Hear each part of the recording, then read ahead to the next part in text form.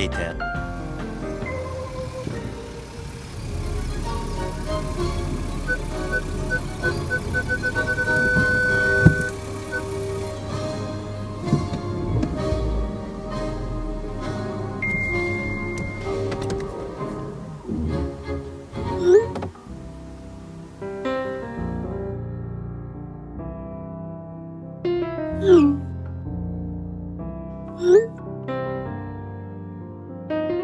Cool, he's ready. Let's go. I'm gonna bring you with me right now. Let's see what happens. Okay. I think he's ready. Let's do it. Come in. Hey, welcome back to the Q&A. I'm glad Warren here finally brought his camera in to film me. In fact, I was the one texting him. And I need to find out that he was indeed outside at the car park. At least he texted me, you know, because I wanted to know where he was. Anyway, so here's the Q&A. So I've been getting a lot of questions about linear phrasing and combining groupings of odd and even rhythms within the 4/4 umbrella, as 4/4 is the most used time signature in all of music. Okay? Now, here's a little disclaimer. Whatever I'm about to show you is concepts where you won't be able to use in a commercial context. So if you're playing in a wedding band or cover band, regardless whether the set list includes Frank Sinatra or Foo Fighters, don't use these concepts at the gig or even at the rehearsal room. Copy exactly what notes are happening on those songs and then play it live.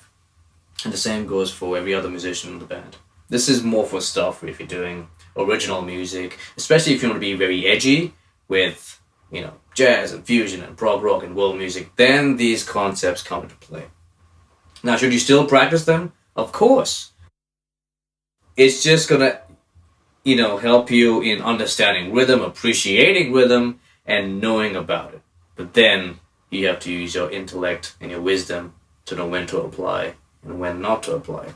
So I'm telling you right now where not to apply it, which is if you're in a cover band. Now I'm going to be talking about coordination and the world of coordination. Now there are 4 types of coordination. We have linear, which is one note at a time or one drum at a time.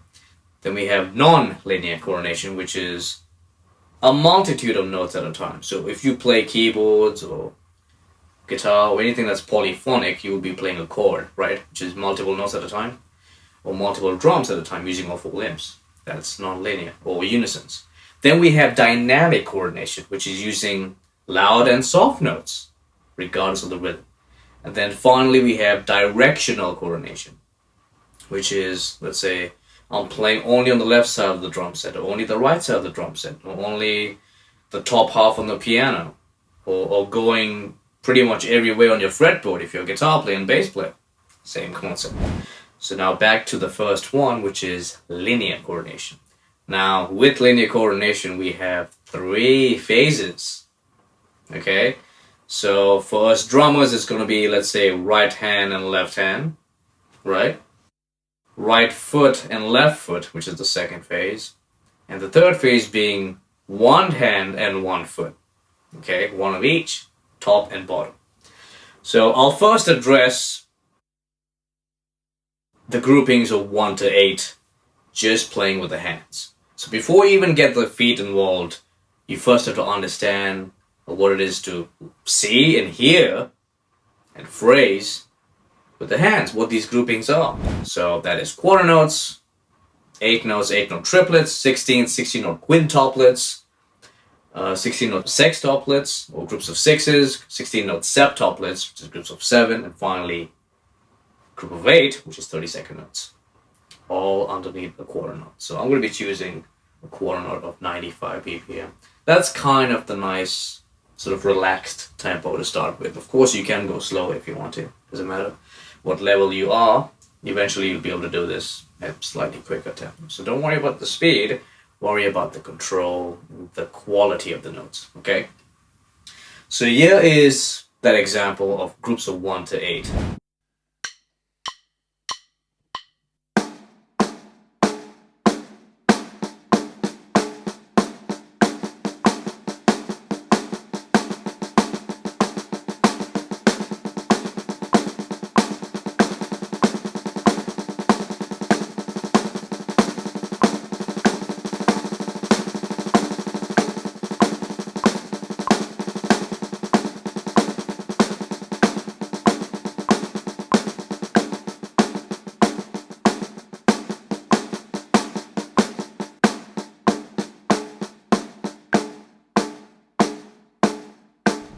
Okay, so that was groups of 1 to 8 played in a sequence over a quarter note. So that is phase 1 of linear, which is right hand and left hand. Now I'm going to be doing this in the part 2 part of the linear phrasing, which is right foot and left foot. But now to take it up a notch, I'm going to be playing an 8-note groove. Just a basic doot, get, over the 1 to 8. So I'm going to turn this into a groove because, let's face it, I mean, it's one thing to be able to play it on its own, which you must do before you add the groove component. But then once you're comfortable with playing the groupings precisely from 1 to 8 and back, then to take it up a notch from a coordination standpoint and a groove standpoint is to play a basic beat with your hands over the feet, okay? So now at the same tempo of 95, I'm going to now be playing groups of 1 to 8 with the feet along with a 8-note groove.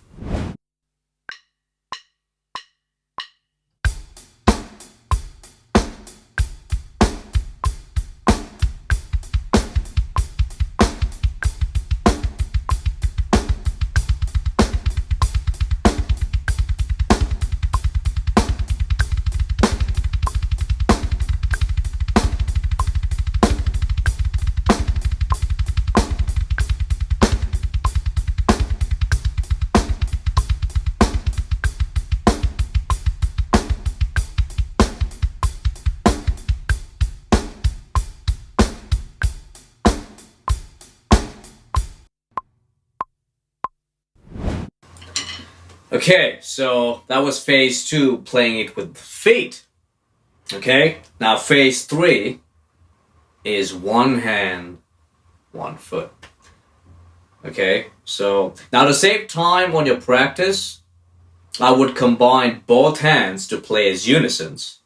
So now we're combining non-linear into it, because let's face it, all grooves are a combination of linear and non-linear. Okay. For example, the very basic groove that I just did, of course, the first quarter note is hand and foot, so that's non-linear. Then the next 8th note is 1 hand, meaning linear. And then finally we have hi-hat and snare, non-linear. You see where I'm going with this? So pretty much every drum beat we've ever played, regardless of genre, is a combination of both non-linear and linear. Okay, so in a way you kind of already know this with playing beats or gigs, if depending on which level you are watching this. But we are strictly only going to be working on non-linear, or linear, sorry, which is 1 limb at a time.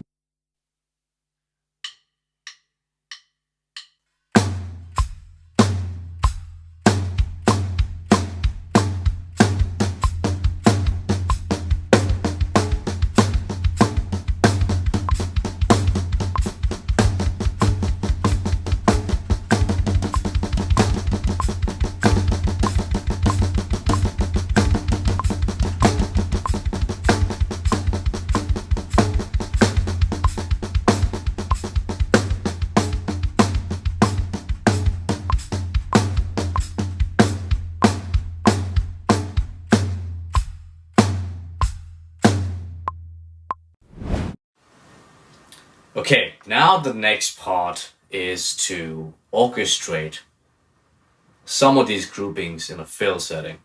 So I'm only going to choose just 3 of them. Groups of 3s, groups of 4s, and groups of 5s. And I'll now incorporate it as a way to phrase around the drum set along with the groove. So I'll stick to playing that basic 8-note groove at 95 BPM. And I'm just going to throw in some really interesting permutations of 3s, 4s, and 5s. Using my hands, again, like we talked about directional coordination, there's going to be some of that. There's going to be dynamic coordination thrown in as well, because it's very important to play dynamically.